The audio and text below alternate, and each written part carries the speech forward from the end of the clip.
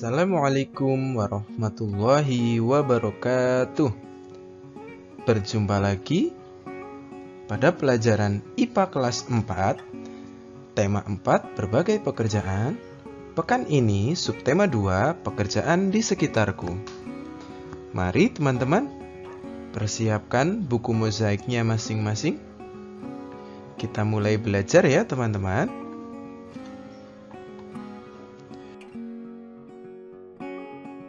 Untuk langkah awal, teman-teman bacalah teks di buku paket pada halaman 61 dengan seksama. Kegiatan nelayan yang membahayakan lingkungan laut.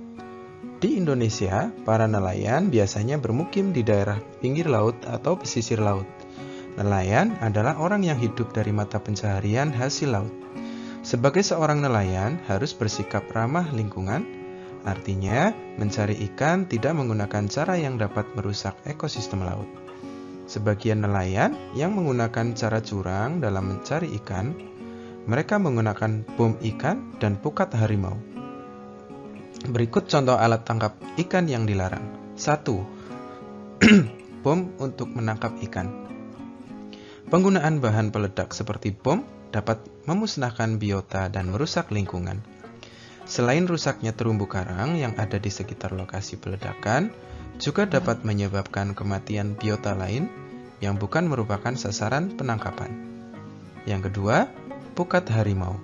Pukat harimau adalah jaring yang berbentuk kantong yang ditarik oleh satu atau dua kapal, bisa melalui samping atau belakang. Alat ini merupakan alat yang efektif, namun tidak selektif sehingga dapat merusak semua yang dilewatinya. Oleh karena itu, kecenderungan alat tangkap ini dapat menjurus ke alat tangkap yang destruktif. Yang ketiga, bubu. Alat tangkap bubu adalah jerat yang terbuat dari anyaman bambu yang banyak digunakan di seluruh Indonesia. Belakangan ini, bubu kembali populer karena digunakan untuk penangkapan ikan perdagangan ikan karang hidup. Meskipun pada dasarnya alat ini tidak merusak, namun pemasangan dan pengambilannya seringkali merusak terumbu karang. Kemudian, jawablah pertanyaan berikut dengan benar. Yang pertama, mengapa nelayan tradisional tidak bisa melaut terlalu jauh? Coba jawab berdasarkan teks tadi. Ya, jawabannya, karena kapal nelayan tidak cukup memadai untuk dapat pergi terlalu jauh. Nelayan tradisional biasanya hanya menaiki sampan yang jarak tempuhnya tidak terlalu jauh, serta tidak kuat jika menghadang badai di tengah laut. Selain itu, peralatan mereka juga terbatas. Pertanyaan nomor 2, apakah akibat dari penangkapan ikan menggunakan bom? Di teks tadi ada ya teman-teman? Jawabannya adalah penggunaan bahan peledak seperti bom dapat memusnahkan biota dan merusak lingkungan. Nomor 3, apa alat penangkap ikan yang digunakan nelayan modern?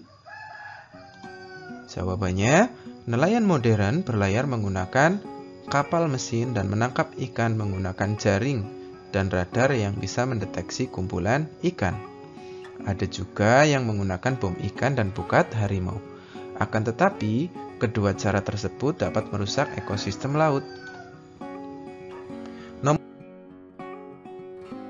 4, apa yang kamu ketahui tentang pukat harimau?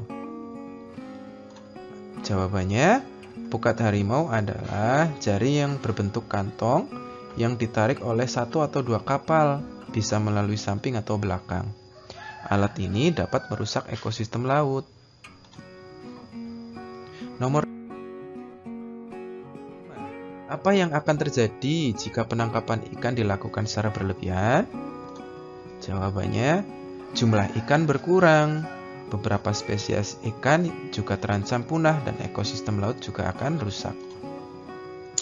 Itu tadi ya. Kemudian, amati gambar berikut.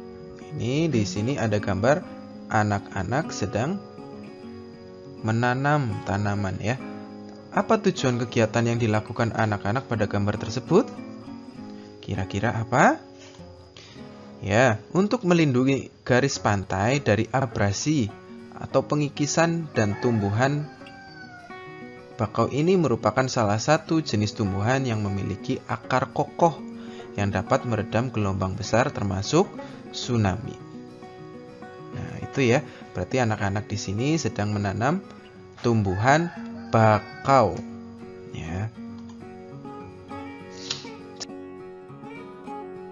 Jelaskan dampak dari kegiatan yang dilakukan anak pada gambar tersebut.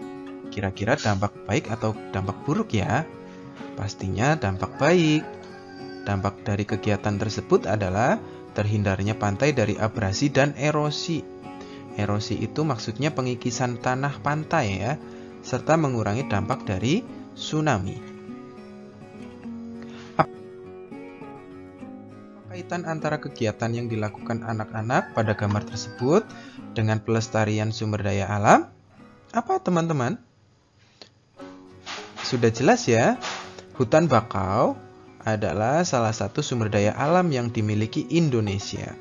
Sehingga menanam bakau di tepi pantai sama halnya dengan melestarikan sumber daya alam, yaitu hutan bakau.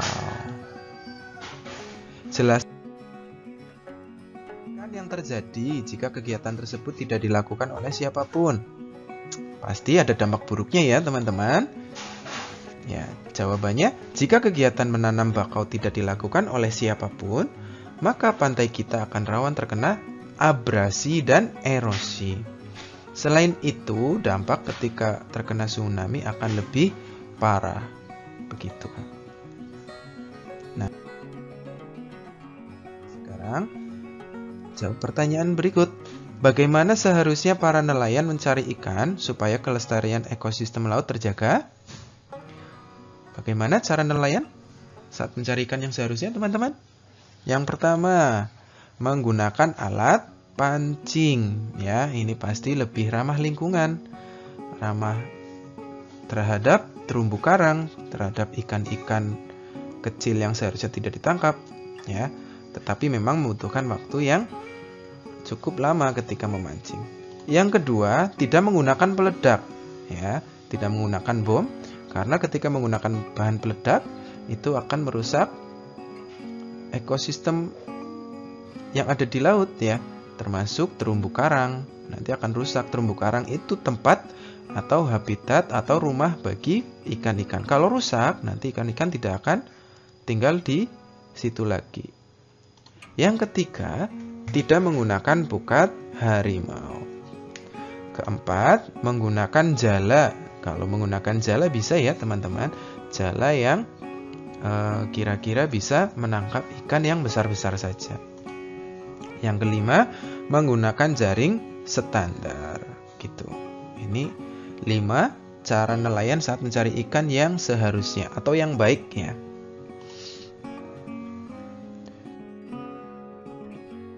Kemudian teman-teman bacalah teks di buku pada halaman 66 dengan seksama. Sumber daya alam tambang Indonesia sangat luas dan membentang dari Sabang sampai Merauke. Kekayaan hasil tambang juga melimpah mulai dari Pulau Sumatera hingga Pulau Papua. Barang tambang termasuk dalam sumber daya alam yang tidak dapat diperbarui. Berikut daftar jenis-jenis barang tambang yang ada di Indonesia beserta penjelasannya. Yang pertama, minyak bumi. Salah satu pertambangan utama di Indonesia adalah minyak bumi. Minyak bumi berasal dari fosil berbagai sisa-sisa hewan dan tumbuhan yang sudah mati jutaan tahun yang lalu, tertimbun dan di bawah tekanan alami bumi berubah menjadi minyak. Yang kedua, batu bara.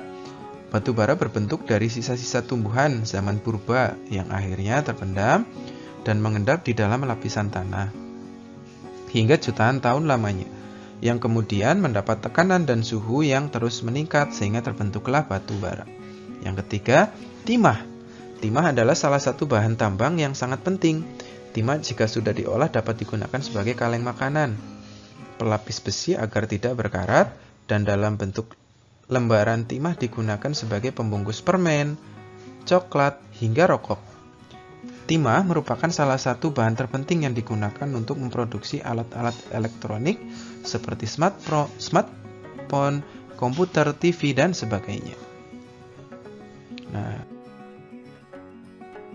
berdasarkan teks tadi, teman-teman silakan kita menjawab bersama pertanyaan berikut ini. Jangan lupa ditulis ya jawabannya. Nomor 1, mengapa barang tambang termasuk sumber daya alam yang tidak dapat diperbarui?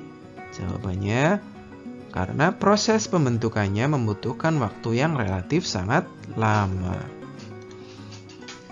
Nomor 2,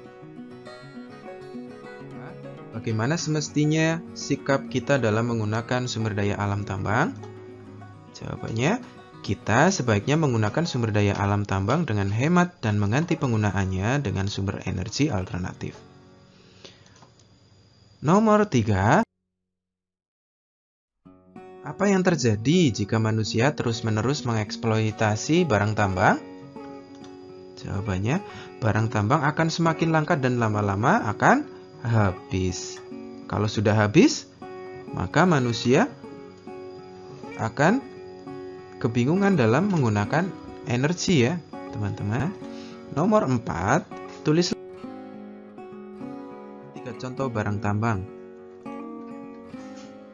Ya, minimal 3. Di sini jawabannya batu bara, emas, nikel, timah, tambang, dan lain-lain. Itulah contoh-contoh barang tambang. Nomor 5, siapa wajib melestarikan barang tambang? Jawabannya jelas, kita semua. Nah, sekarang teman-teman, tuliskan nama barang tambang berikut. Nih, yang paling atas sebelah kiri itu namanya batu bara ya. Kemudian sebelahnya hampir mirip dengan batu bara, ini namanya timah. Kemudian sebelahnya biji besi ya, yang digunakan sebagai bahan membuat besi. Kemudian bawah nikel ya, seperti serbuk warna hitam. Kemudian sebelahnya tembaga. Dan yang terakhir pasti teman-teman sudah tahu, yaitu emas. Amati gambar berikut. Nah, ada gambar eskavator ya, sedang menggali tanah sepertinya. Apa yang kamu lihat pada gambar tersebut? Sebuah ekskavator yang digunakan untuk menambang pasir ya. Jadi ini adalah penambang pasir, teman-teman. Apa akibat kegiatan tersebut terhadap alam? Alam akan mengalami kerusakan. Tulis contoh bahaya yang ditimbulkan dari kegiatan tersebut, teman-teman. Ya, bahaya yang ditimbulkan antara lain tanah longsor, berkurangnya debit air permukaan atau mata air, tingginya lalu lintas kendaraan pengangkut pasir membuat jalan mudah rusak, polusi udara, dan dampak sosial ekonomi. Apa yang seharusnya dilakukan agar keseimbangan alam tetap terjaga? Menggunakan sumber daya alam dengan bijak, melakukan reboisasi, tidak melakukan perburuan liar, melakukan penambangan dengan perhatikan kelestarian lingkungan, menjaga lingkungan agar tetap bersih dan sehat. Nah, begitu ya teman-teman materi hari ini. Mudah-mudahan teman-teman bisa memahami materi IPA. Jika ada pertanyaan, teman-teman bisa menghubungi Ustadz Rizky. Terima kasih. Teman-teman, kita tutup kegiatan kita hari ini dengan hamdalah bersama-sama. Alhamdulillahirabbil alamin.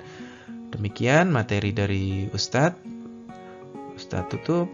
Assalamualaikum warahmatullahi wabarakatuh.